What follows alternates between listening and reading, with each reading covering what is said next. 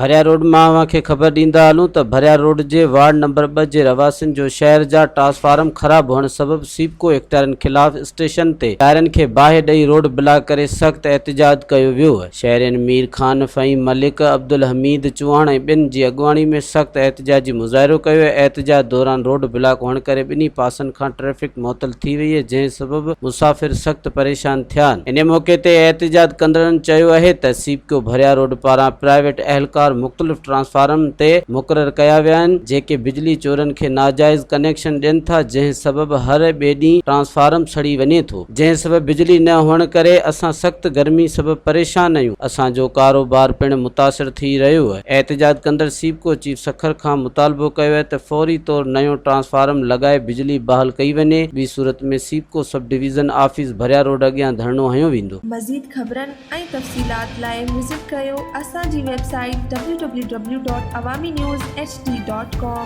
ऐं ॾिसंदा रहो अवामी न्यूज़ HD।